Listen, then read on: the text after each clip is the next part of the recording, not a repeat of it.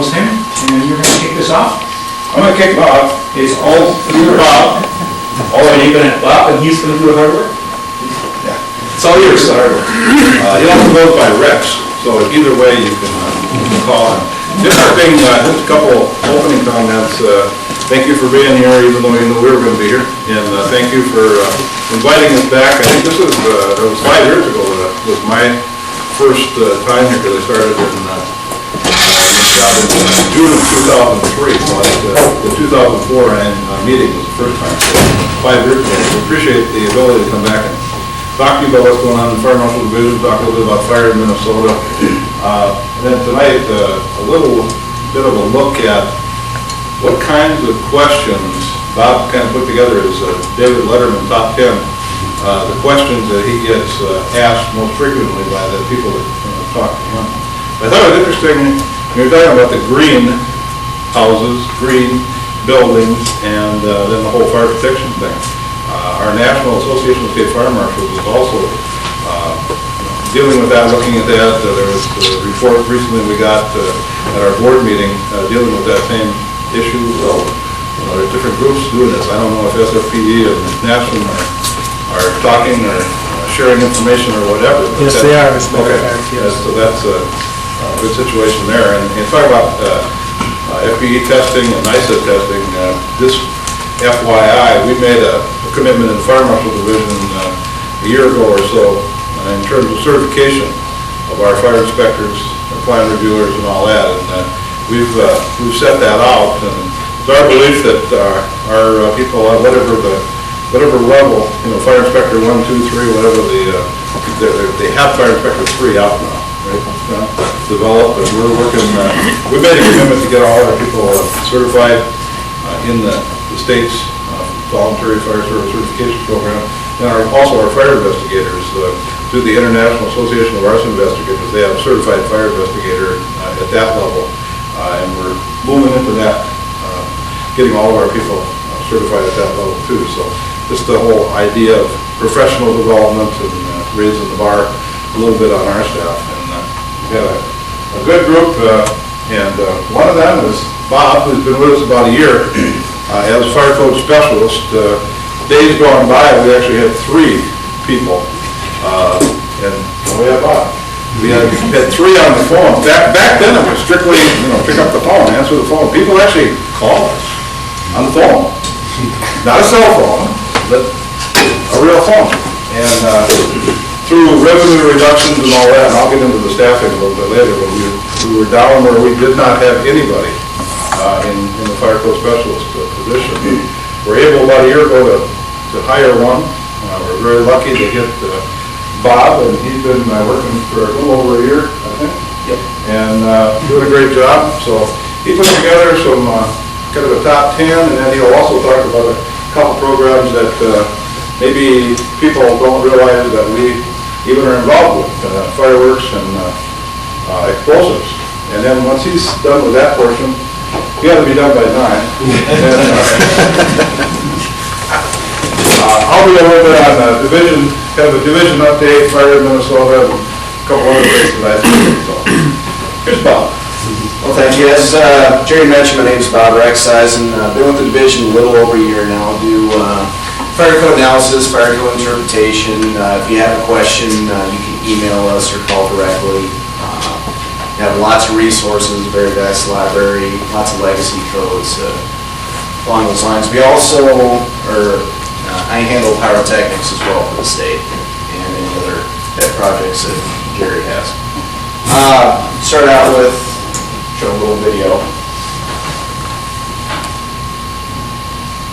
Just your average retail store, completely anonymous info what store it is by their uniforms they're wearing. But It's not a target. I prefer more than that.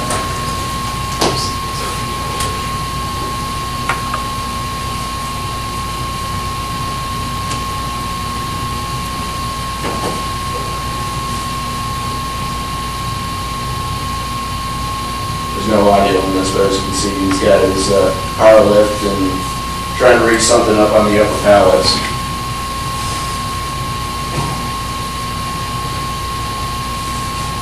of get an idea where this might go.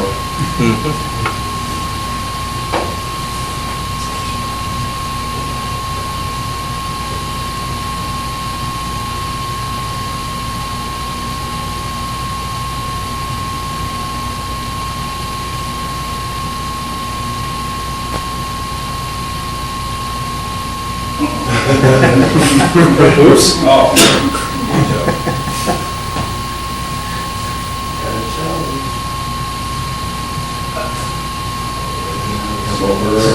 Get a small ladder. We'll try to fix this first.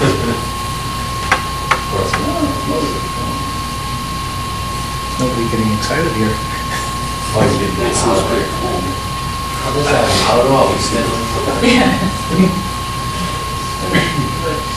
Slowly started seeing people trying to move some of the stuff out. Let's do it quite frequently, a lot of it's pretty clean.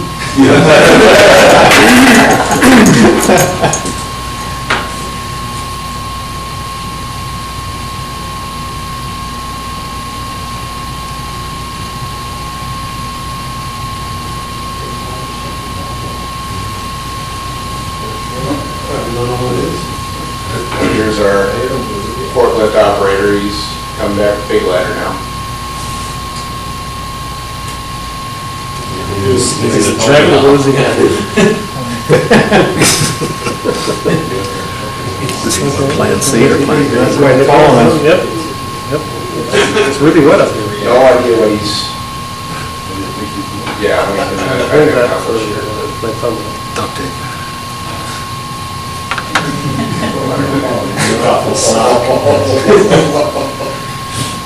Boy, he's gonna fall. It's like one or two.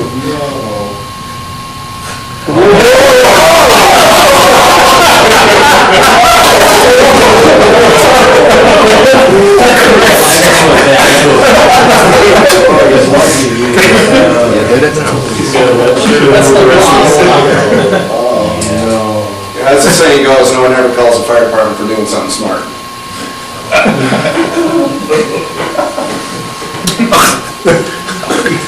How long did it ran?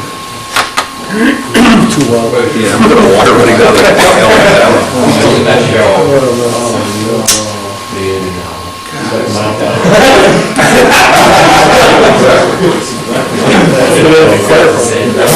Anybody shutting anything down or what?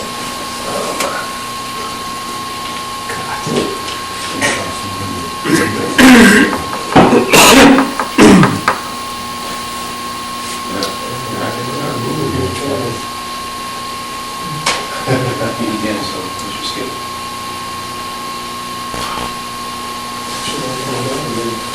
So anyways, I put together the top 10 of most common types of questions that I get.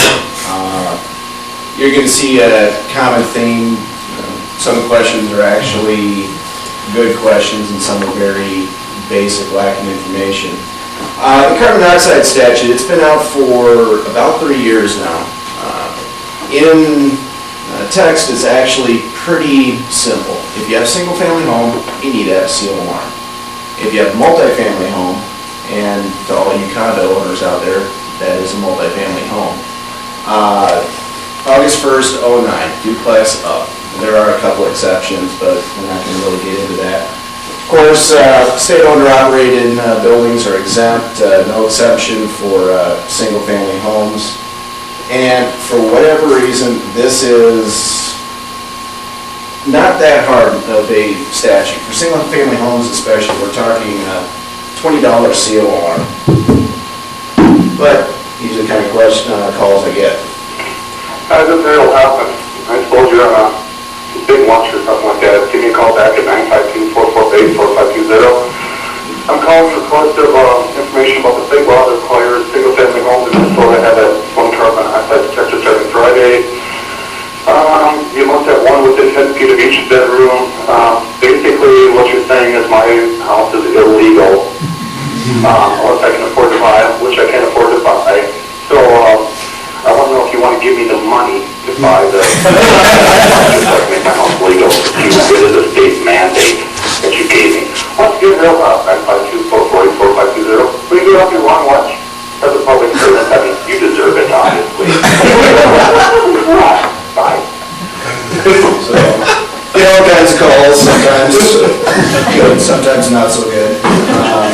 side note, I actually did call him back, but he never returned my call, so I guess he wasn't that interested after all.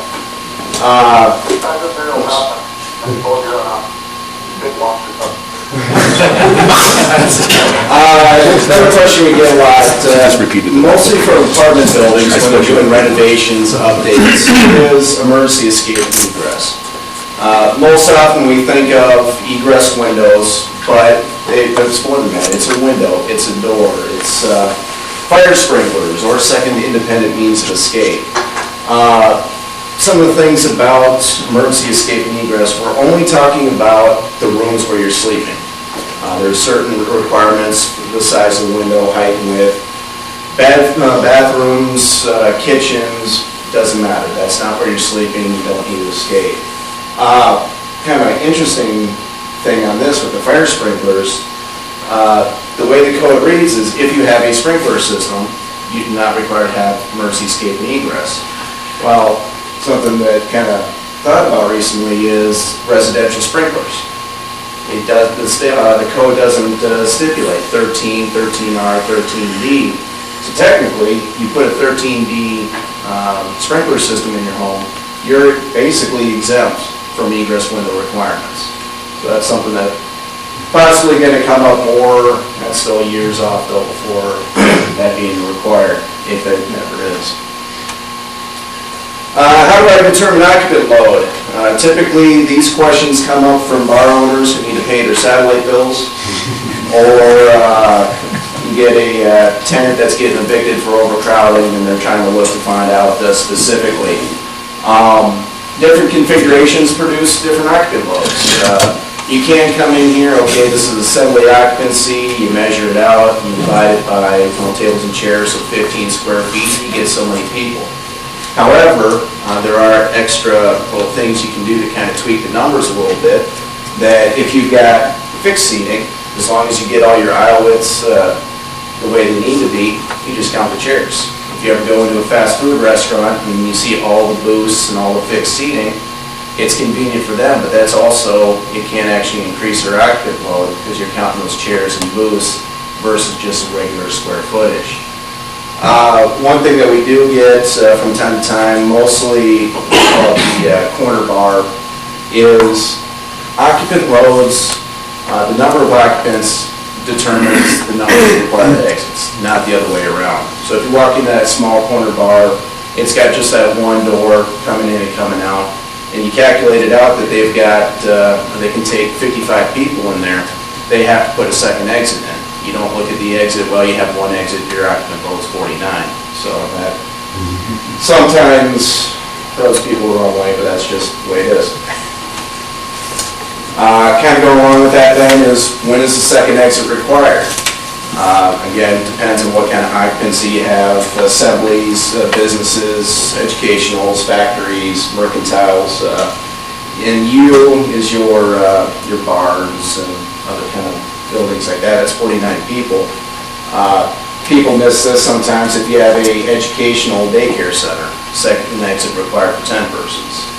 We'll go through all these. I-2 special provisions, that really gets into the hospitals. Now you're looking at the wards, you're looking at the patient rooms, so many square foot, and a lot of this actually comes out of life safety code. What are permissible door locks? Can I have 10 locks on my main entrance door? Can I have locks on any of my doors? We get a lot of these questions. For the purpose of the fire code and exiting, you can have a door locked any way you want if it's not a required exit door. If you think of that showroom floor at a auto dealership, they've got doors all over the place, but they've only got maybe 2 or 3 doors that are actually exit doors. All those other ones, they can lock however they want. Generally speaking, you got to be able to open a door without any knowledge or special effort.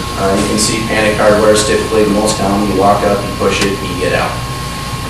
In some occupancies, your businesses, your factories, your mercantiles, storage and assemblies, you can actually have those double key locks on the main door.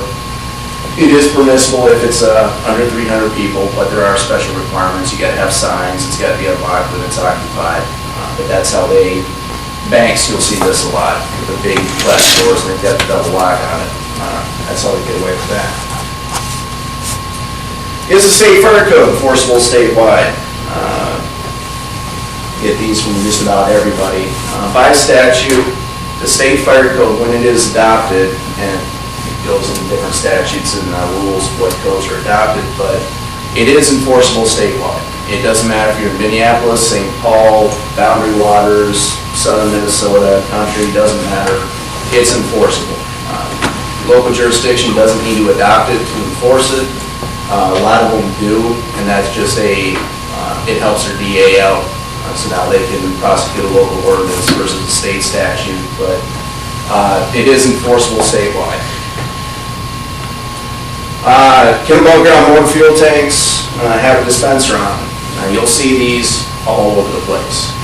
A nice big steel tank sitting on the side of the building with a dispenser on it, and you'll see them all the time at lawn maintenance companies and things like that. They're fueling their own equipment. Technically, by code, unless it is a UL 2085 protected tank, you cannot have a dispenser on the tank, period. There are, of course, exceptions like every good code, construction sites, farms, rural areas. The UL 2085 tank reel, basically, it's almost, well, a tank of a tank. This is a dumb way to put it, but they'll put this tank inside a furnace for 2 hours at 2,000 degrees, and that inner tank can't get above 200 degrees. Then they'll pull that tank out, and they'll hit it with a fire stream for 5 minutes. Then they'll shoot 30 caliber bullets at it. Then they'll smack it with a 10,000-pound hammer, and then they'll pump it up to 5 PSI for an hour. If it passes all these tests, then it is a protected tank.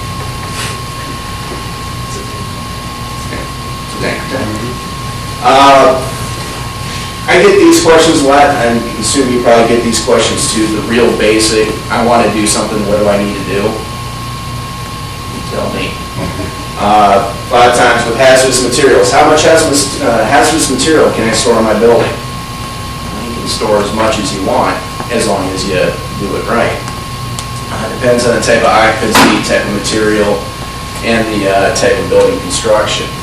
I don't know how much, if you deal strictly with sprinklers, or if you also get into some other design criterias with hazardous materials or not, but if you've looked at the fire code, you've got chapters 27 through 44. You start out in 27, and then you go to the specific requirement, but then it kicks you back to 27, you have to look at it again, but then you have to go back to that other chapter. You bounce back and forth. What I did is I created a Cliff's Notes version of all those chapters. It's not going to get rid of the fire code, you're still going to need it, but it at least makes it easier to go through it.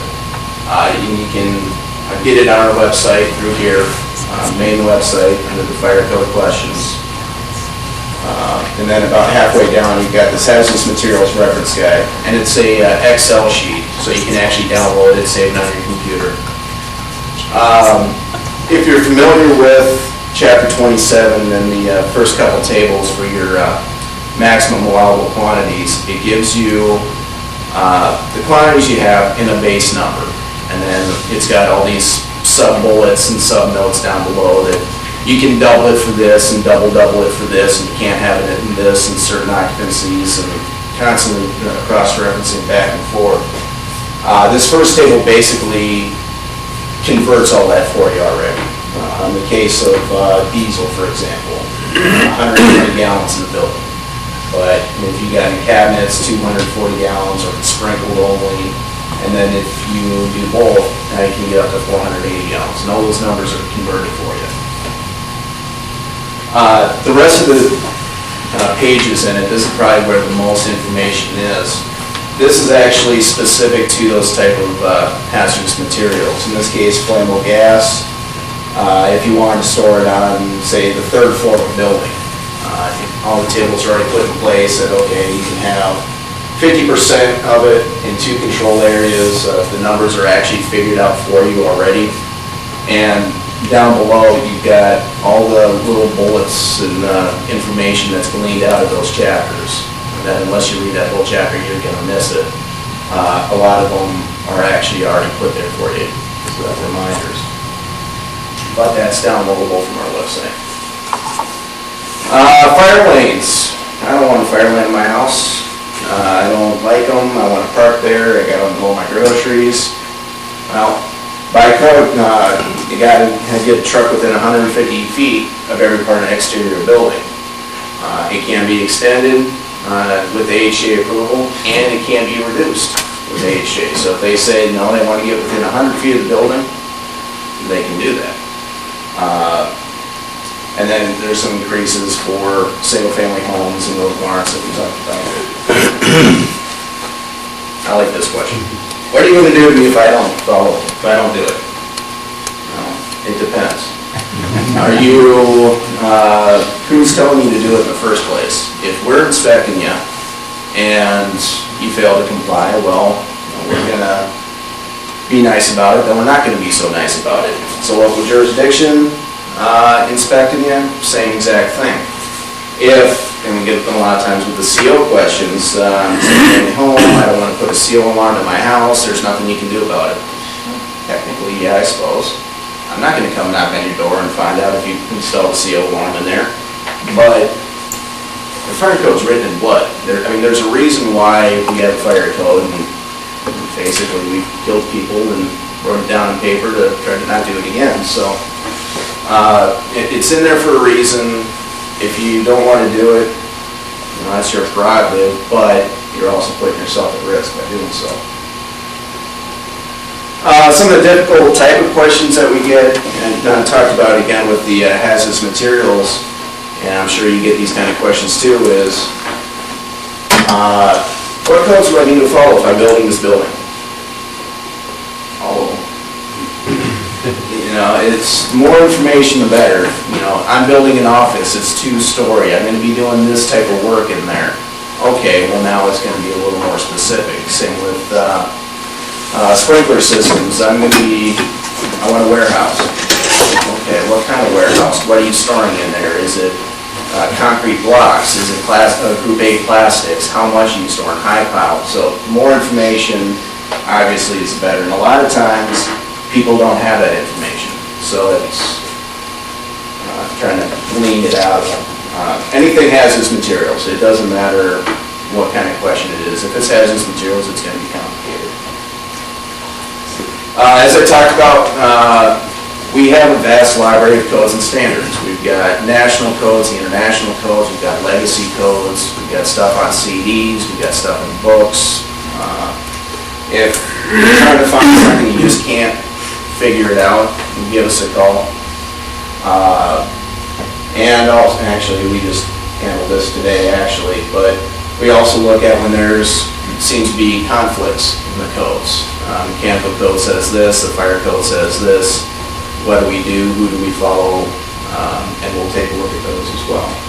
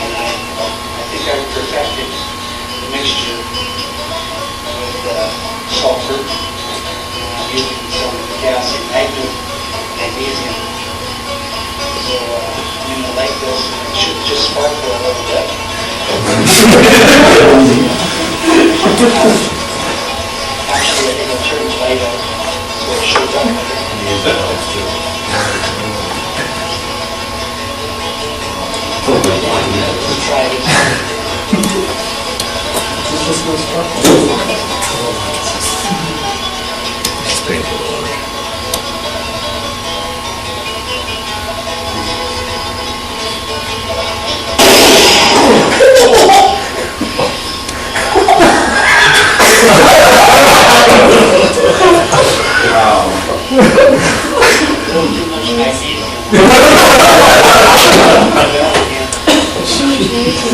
They apologizes to the camera.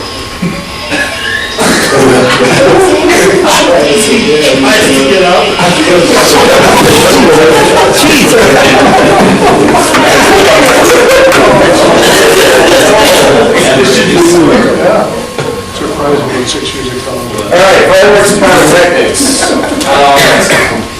There's two basic types of fireworks. The retail type that you can buy in the stores are going to be your 1.4 Gs, your common fireworks, Class C explosives. Your display fireworks, these are your professional grades. These are the ones that you go to 4th of July and see your big concerts. Those are your 1.3 Gs. Different classification, different BATFE rules. Here in Minnesota, presently, that you can only have fireworks that stay on the ground and don't explode. If they fly through the air, if they explode, they're illegal in the state. Pretty much limits you to smoke bombs and sparklers. Just my own personal little opinion here.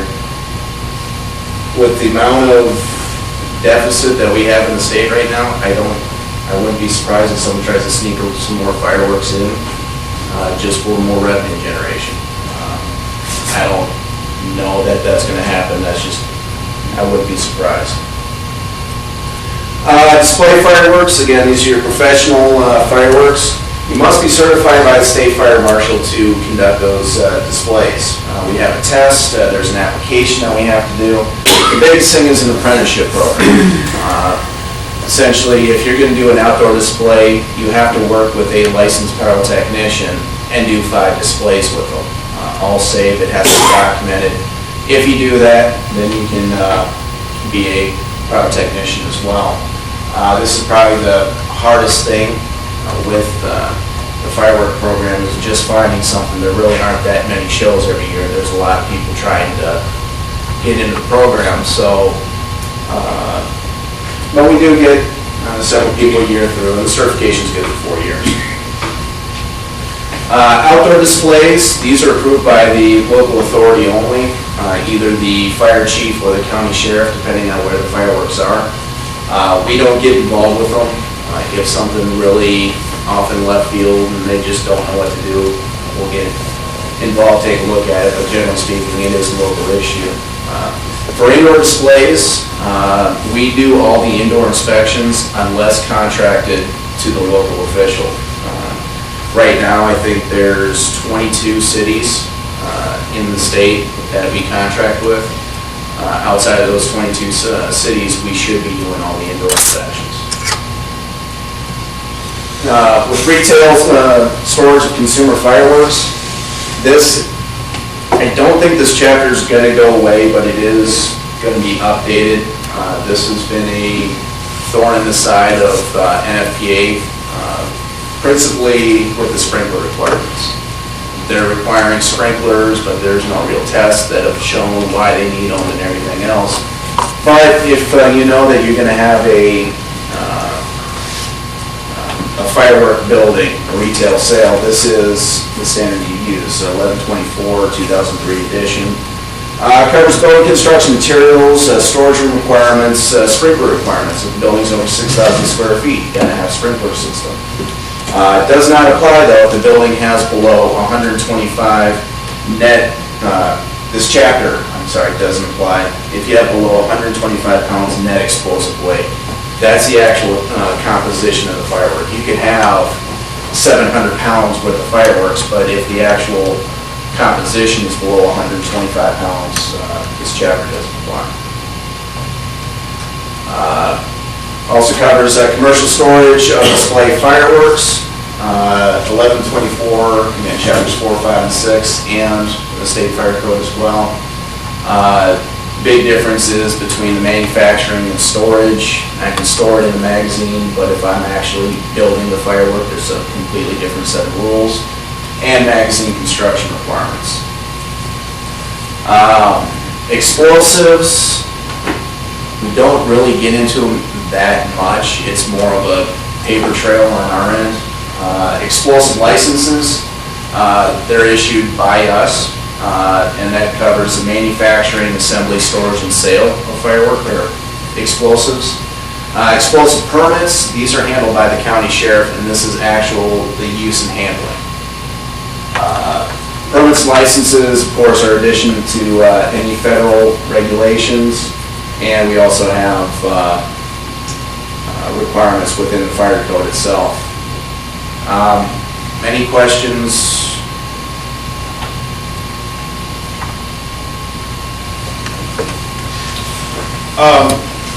Bob answers for the most part the phone number for fire code specialists and also the email address, which is firecode@state.mn.us. So when I get all these calls, these people for some stupid reason think I know the fire code. So I get a lot of calls and voicemails about that. So I just take the information down and I email Bob, and it seems like whether it's on a Monday 9 a.m. or a Saturday at 3 p.m. or a Sunday morning, it doesn't make much difference. He's not supposed to, but he ends up getting back to you pretty darn quickly on all of no matter what time it is. So if you've got a particular question, do what I do and email fire code state. Tom? A question for Bob. Bob, you mentioned earlier that the State Fire Marshal's Office has a collection of legacy code books. Are those available for designers to look at a specific code, or how are those available, or are they available? They're mainly available to our staff. If you've got a specific question, hey, in the early 80s, what was this specific requirement for sprinklers? You can go to the Minnesota Fire Service Library. It's also in the Skyway level in St. Paul.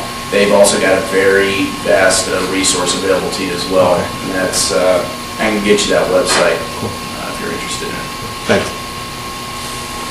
All right, I'm going to do a little bit of an overview on some staffing and budget, and then two other topics that I picked. Just to give you an idea, during dinner, there was two people asking about staffing and what the budget is and all that kind of stuff. So let me just give you the quick and dirty. We were at 63 people in the Fire Marshal Division back in 1995, and then through the so-called revenue reductions over the next several years, we were down to a low, if you will, of 44 in 2006. And you can see at 2008 we're climbing back up, and that's essentially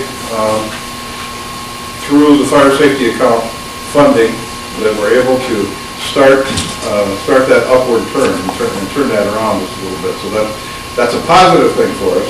But as again, somebody else said during dinner, you just get this new funding source started, and now we have this budget deficit, and how will that impact? And of course, we don't know.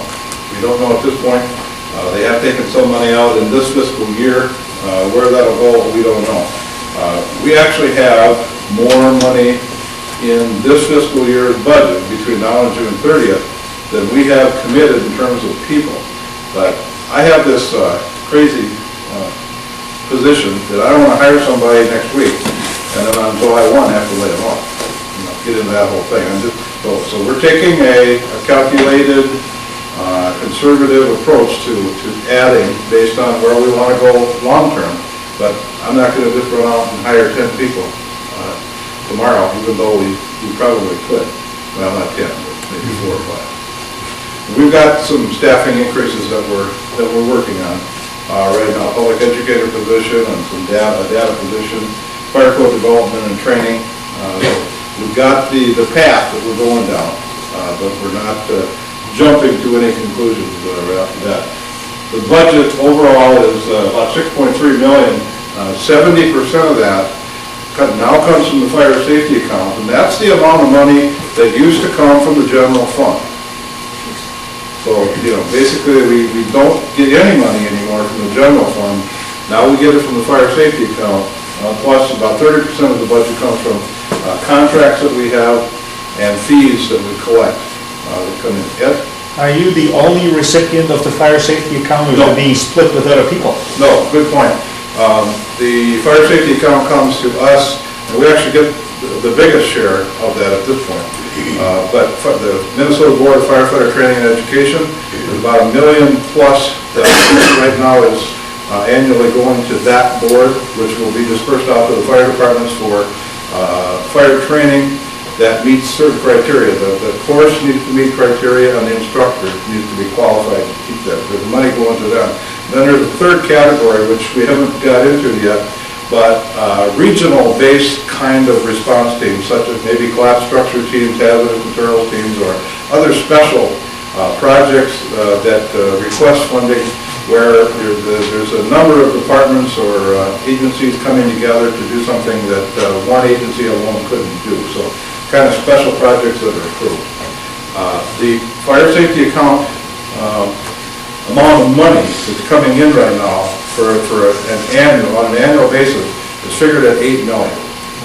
So that's about what comes in, is about $8 million.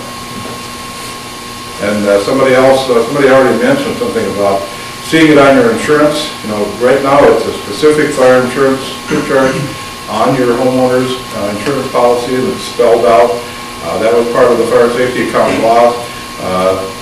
Insurance companies were paying a percentage of that into the state's general fund, but it wasn't noted there. So part of getting the fire safety account law passed was we want everybody to see it, that it's going to the fire safety account. It's going for fire services and fire training and stuff like that. And of course, now all except $2 million of it, because they took $2 million this year out of the A to go back to the general fund. So even though it's dedicated to fire marshal's office and fire training board, it's dedicated to that account, and then they can go to the general fund because they can. It's just like Bob mentioned about state buildings being exempt from the carbon monoxide law. You know, the feds do it and the state does it. We exempt ourselves, if you will, out of the law. Angie, did you have a question? No, I was just going to say you forgot the fourth group, which is the general fund that the money went back to. Okay. So that's where we're at with that. All right, fire in Minnesota. 49 fire deaths in 2008. For those of you who recall, 2007 was 40. So when you get down to these numbers, an increase of 9 is a big percentage, obviously. That number we won't close the books for another couple months, at least. There'll likely be a couple, 3 more. We'll always have that happen because we follow up now on the 2008 burn injury reports. We follow up with hospitals wherever they had injuries and then they later died in the hospital or whatever. If they've died of burn injuries or smoke inhalation, that's counted as a fire death, and we add that to our total. So we won't close that off for a little while yet. We hope we don't go, well, we hope we don't go any higher, and we wish we were that high, but that's the situation. The rest of the details down here, we don't have the 2008 complete Fire in Minnesota report done yet. We're just starting to gather all that data now.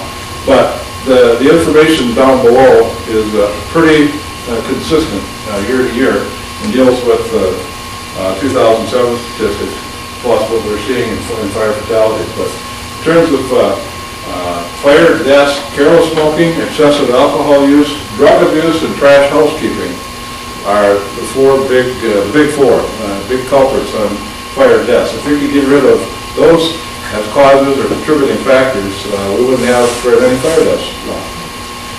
What you see in those is personal behavior, personal choices that we're each making, or these people are making.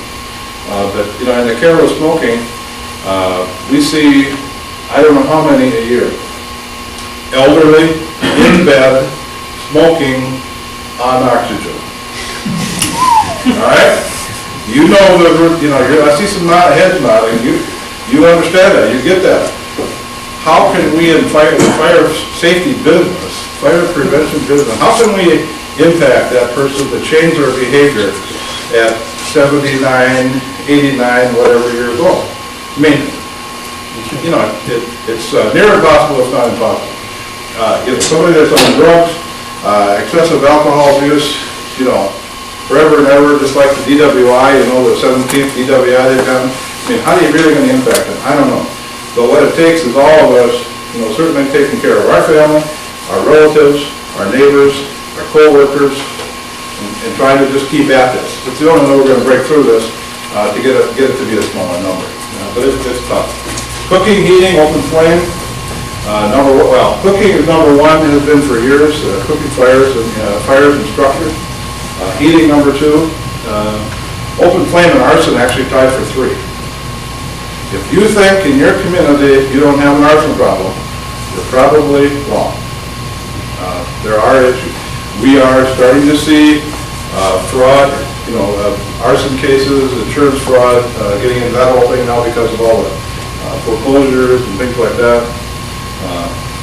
We get into the stealing the copper pipe. Now the coppers come down with that. Stealing copper pipes drop off now. For fire departments, the total number of incidents that they've responded to has increased. The total fires they're actually responding to is decreasing. So that's what we're seeing in the fire service. In 2007, a fire department was going out the door every 2 minutes, somewhere in Minnesota. Every 2 minutes. They're going to a fire every 30 minutes. So you can see the difference there in terms of the types of calls they're going, which are the miscellaneous other calls, from medicals to rescue calls and all the hazmat calls and all these things. It used to be in the old days. Those of us that have little or no hair or gray hair, you know, that's all we did was fires. And of course now that's becoming, it's almost like fire departments are misnamed at this particular point.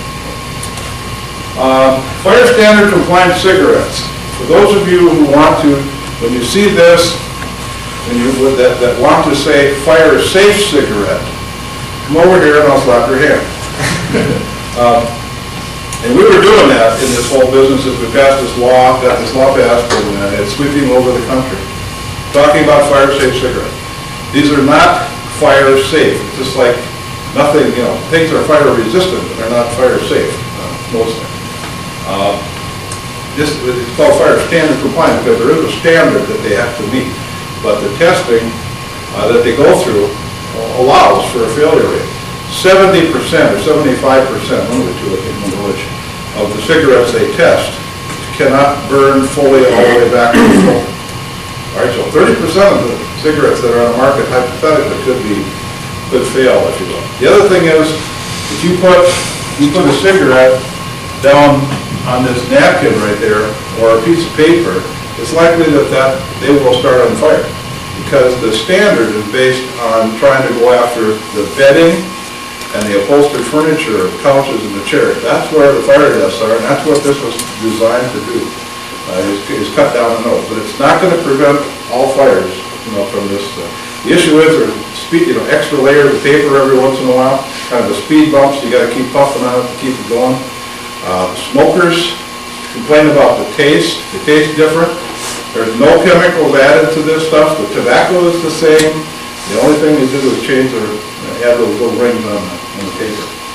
Now, unfortunately, the law went into effect December 1.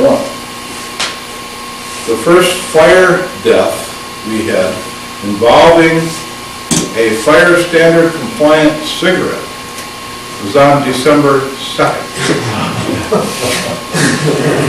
So you can see why we have an educational problem to make sure we understand, you know, well, what happened, you know, and of course the smokers are complaining because they taste like crap, and, you know, here and then we still have a fire death because of this, you know, unfortunately. But we need to educate people, so please help us educate people that, you know, this in the long term across the country, I have no doubt in my mind this will reduce fire deaths caused by careless smoking. But it's not perfect. It's not a perfect situation. Trivia question for you. How many different brand styles of cigarettes do you suppose there are currently registered with the Fire Marshal Division be sold in Minnesota? Anyone want to guess? Ed, you want to guess? 2 dozen. 2 dozen. What do you think? 150. Who else? Angie, what do you think? I was gonna say, Well, would you believe 798? 798 different brand styles of cigarettes are registered with us. You know what is the beauty of that? We get $250 a piece into the account. We don't. The registration's a three-year registration, $250 a piece for each of those brand styles. We got about $200,000 in for this 3-year program for the staffing for our office to register, process paperwork, send out notices, and, that's the staffing. That's what's going on. Fire, it pounds. Ed, Jerry, you're going to leave cigars alone. Yes. We're not wrapping up. Yes, the roll your own, the cigars on the reservation. The Cubans and all of those people. They got their own issues. All right, and then in order to find out what our experience is across the country with cigarette-caused fires, fire standard compliant or not, we have a report on the website the fire departments are being asked to fill out and send in, so we can start to gain the data, is the standard correct, is the test correct, and what's our experience. Residential sprinklers, we talked about it at dinner beforehand. Bob referred to this a little bit. Obviously, most of you, all of you know about the September ICC meeting in Minneapolis. It passed the IRC amendment to require sprinklers by January 2011, 1- and 2-family homes. The code adoption process, according to the Construction Code and Licensing Division, will take place over the next 12 to 18 to 19, 20 months, whatever.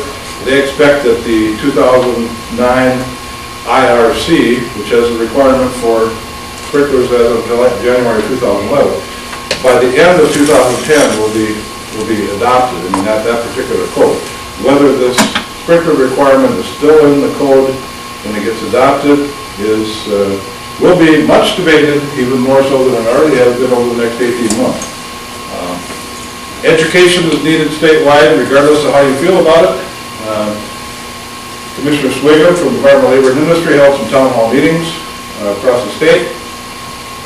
My editorial comment, the most damning testimony against residential sprinklers in those town hall meetings came from volunteer firefighters. And I'm not slamming volunteer, but that was what it was, because they also worked in a building, in the building industry, builders, building trusses, things like that. And, we have a huge challenge educating the fire service, but also public, code officials, et cetera, regardless of where you fit on the thing. Our desire is to have the facts out there, because there are so many errors, the wrong information that's out there. We need to clarify all that. But not the least of which is the fire safety issue versus the cost and all that. The Governor's Council on Fire Prevention and Control, which Scott Futrell is a member of, Phil Walker is an alternate.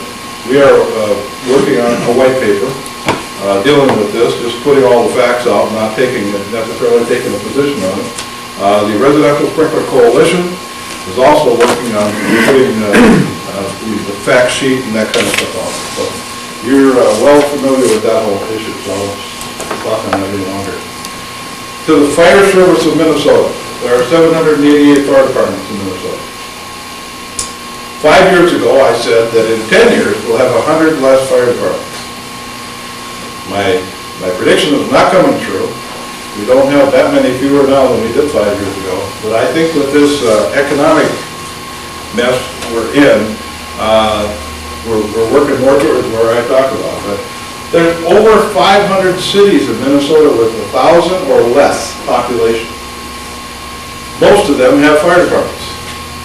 The town's only got 1,000 people or less, 200, 300, 400. Guess what? They're having a hard time staying afloat as a fire department, getting people with all of the training requirements, equipment, the cost. Well, I titled this one Shared Resources, because this is where we need to go in the fire service, is work towards figuring out how to share resources.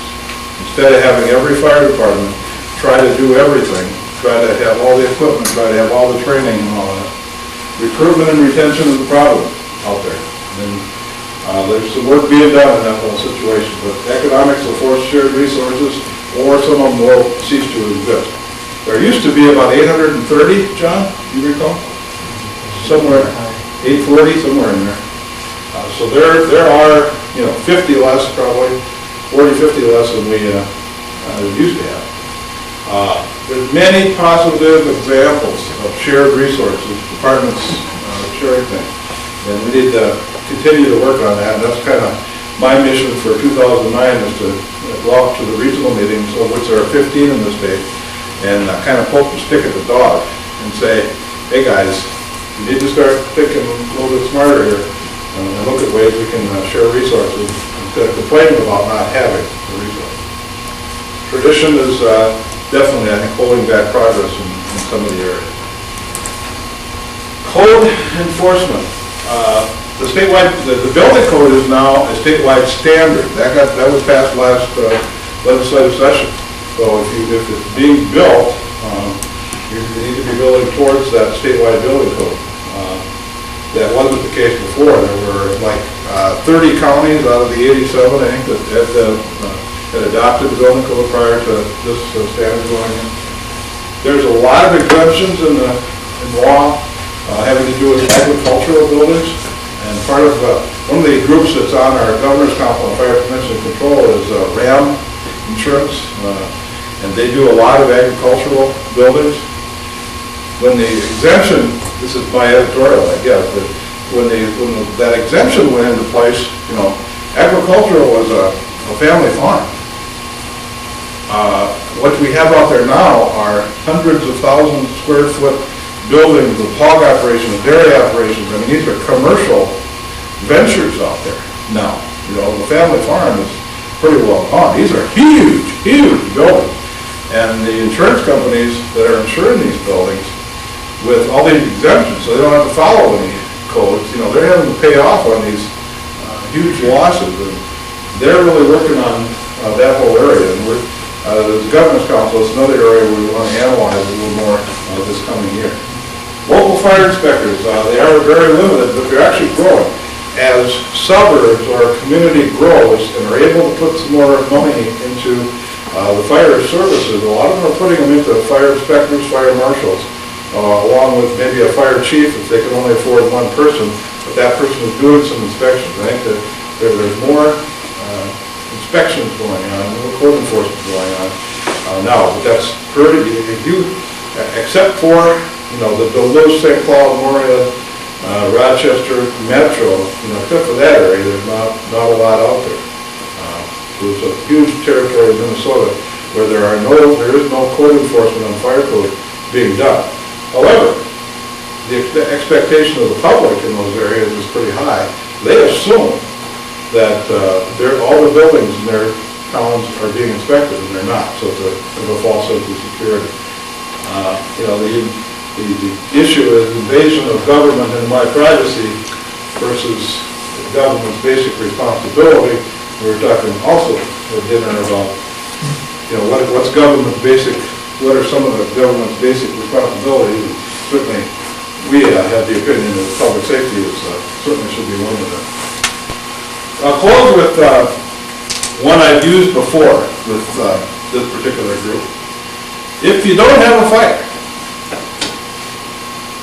you really don't need smoke alarms, fire sprinklers, escape plans, egress windows, escape ladders, et cetera.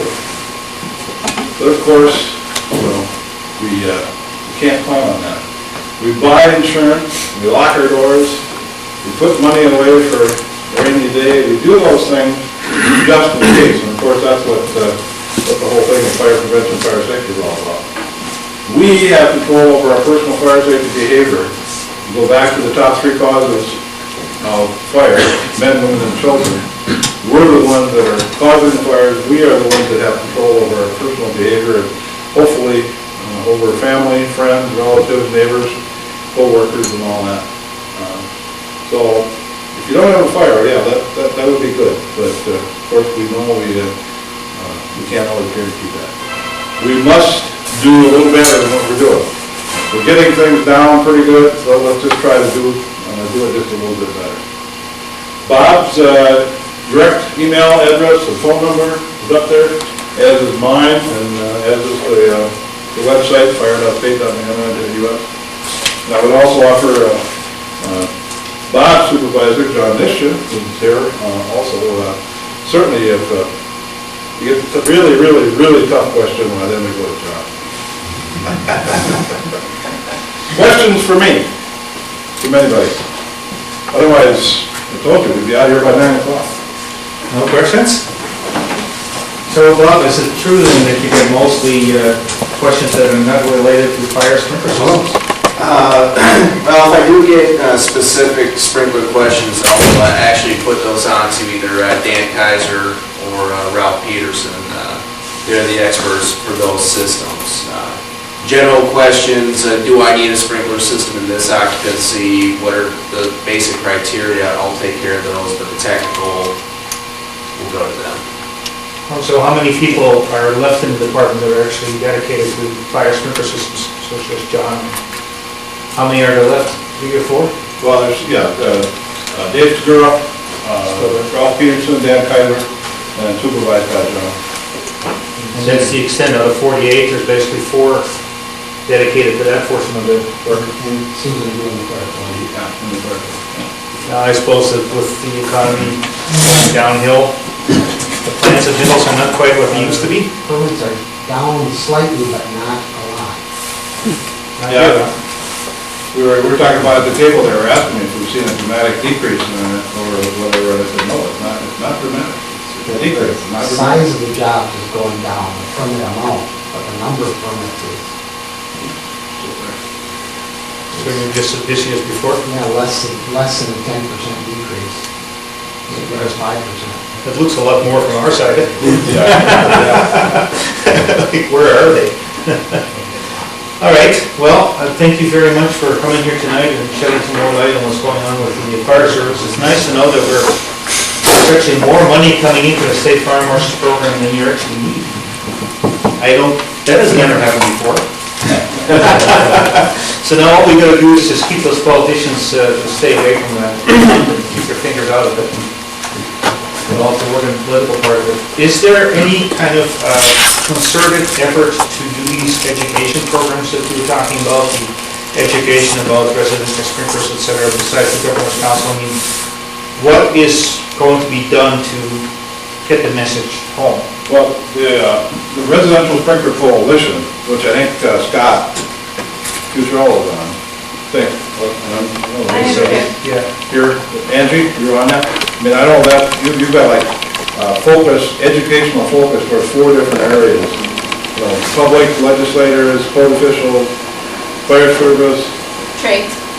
yeah, and the trades. So, yeah, that's probably the area that'll work on that the hardest, I would think. Could use all the help we can get. So we all getting involved in that in some way or shape or form or not? Yeah, we're looking for people to be on each of those 4 kind of subcommittees that we're talking about. And next meeting is February 18th, I believe. And it's at noon and pizza, and I heard beer, but that's strange.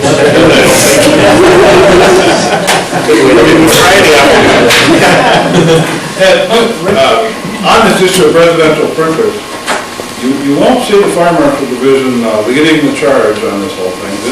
The sprinklers in IRC and the state building code, comes out of Department of Labor and Industry, Construction Codes and Licensing Division. It's their position, it's their deal to go. If it does come up in terms of a legislative prohibition on doing something like this and whatever, just remember that I work for the commissioner, he works for the governor. If the governor gives us a position on this, then we'll be able to, speak on that. But obviously, we're for fire safety and all that, but we can't take the lead on on something like this that's got this kind of controversy. Too political? Yeah. Seems crazy, but that's reality. Ed, I'm not sure who to direct this to, but this possibly might be a John Nisser question, but NFPA 13 and NFPA 72 are being voted on in Chicago in June, and will probably be published late summer. What is Minnesota's plans for ratifying, adopting, and then also issuing the next edition of the Minnesota State Fire Code? Where's that process? We've had some internal discussions about, we don't think we're going to adopt a whole new code, but we may open up the code we have and update some of the reference standards. Okay. The sprinkler industry has indicated some desire to look at 13. We haven't really talked to the alarm industry, but, obviously you have some input there, whether they want to do an addition of 72. So I think that's maybe what we're looking at doing. That's still some months down the road. But yeah, we probably do need to update some of those, the 2002 editions that we referenced. Exactly. Are getting kind of dated. The problem is we are always going to be out of cycle somewhere. A cycle behind what? When you got things that are, being revised every 3 years, you're never going to have the most current edition of everything adopted. And even if you do, there's such a learning curve.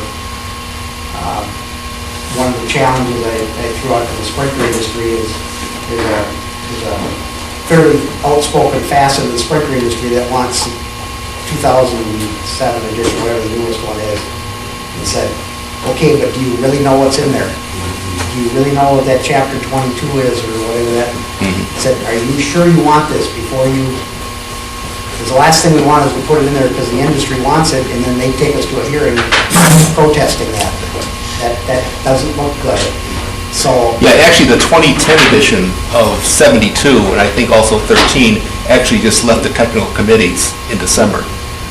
So those are the next ones they're going to be voted on, is the 2010. For several months yet. The 13, the committee's already working on 2010. They've been working on that for quite a while now. Yeah. One of the guys on our NISA committee is on the 13 committee, and he's been working on that for the past year. By the way, we are writing all of the test questions based on the 2007 NFPA 13 and all the latest standards. And when we do find work in other states, I'd say most of the states that we work in have adopted the 2007. So, as a business, we work in both 2002 here, but mostly in 2007 in the rest of the country. So it's kind of the first time that Minnesota is not at the front of making a change, it seems to me. Because usually it was always used to be the other way around. We would be working in the new code, everybody else would be 5 years behind. That's not the way it is now. It seems to be the other way. As whatever that's worth. So John, the next fire code then in Minnesota would be the 2010 Minnesota State Fire Code, adopting portions of 2007? No, I think we're going to stay with the 2006 International Fire Code, which is the 2007 Minnesota Code. Right. And I think we'll skip an edition, so we won't see anything until the 2012 edition of the new code. Okay. We may, say, tweak the standards. But that's not without some controversy also. Yes, that's... I'm sure. Already started getting calls on that. Yeah. All right, so we're going to see 2007 and 15 in a year or so? Well, and like I said, I've tasked this sprinkler industry, and we had a demo a couple of weeks ago, you tell us what you want, we'll look at it, but we want to make sure you really want it. Because I think there's some things in there that they don't really want that much. You don't get to I choose. mean, you get the good with the bad, and, it's a fair question, do you really want this? Well, thank you, gentlemen. Bob, Yep.